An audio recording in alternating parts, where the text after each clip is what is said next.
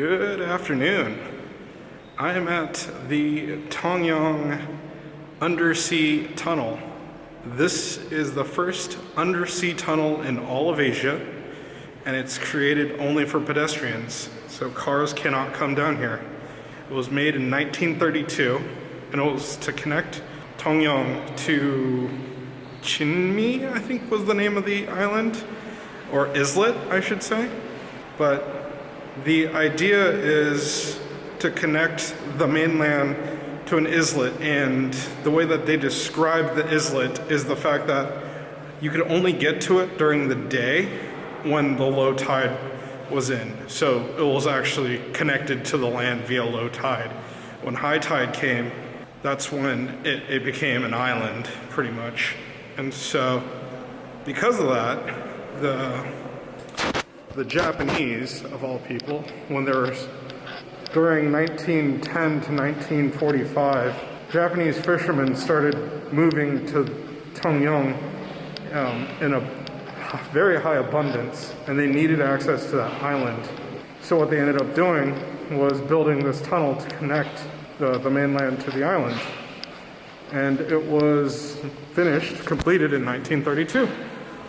And so here's actually some of the building process and everything that they did, and the Koreans are very proud of it because the Koreans were actually the ones that built it and supplied the materials. So, I mean, supplied the material, it is in Korea, right? So that is pretty amazing.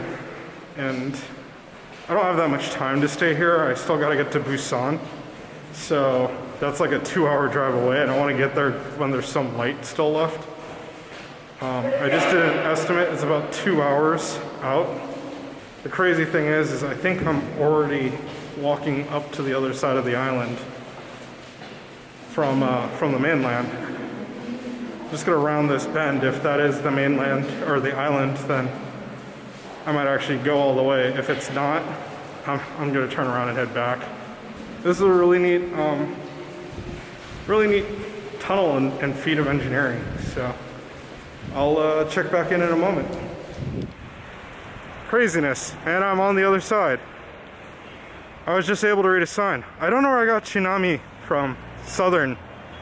Like, I guess I was thinking Japanese.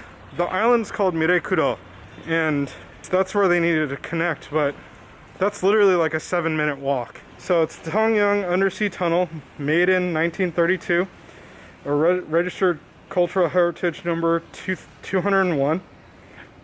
The first Asian tunnel that connects Tongyeong and Mireikudo. I don't think it's Mireikudo, actually, pronounced that way. I think it's Mirukudo. And I know that's like a little difference in sound, but I do believe that's what makes Korean different from Japanese, really, though, right? And as every good tourist site, there's the restroom right there, that building, right at the beginning. So let's go ahead and walk back. I'll check back in once we actually get to the other side and I'm walking towards my car. But yeah, this should just be a quick 7-minute walk back. I can't believe I just went underwater. That's just so crazy. Anyhow, I'll check back in one last time in just a minute.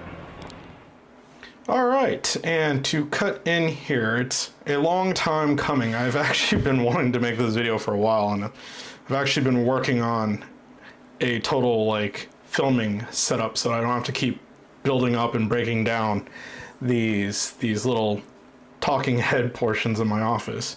But aside the point, I couldn't find whatever else I wanted to say about this underwater tunnel.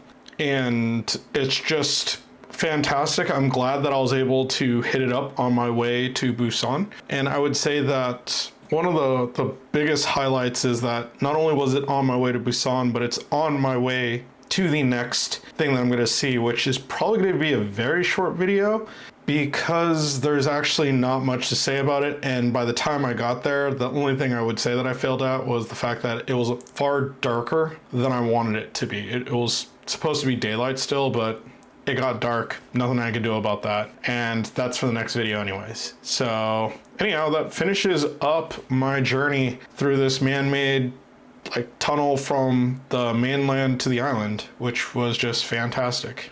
Anyhow, I will definitely see you in the next video.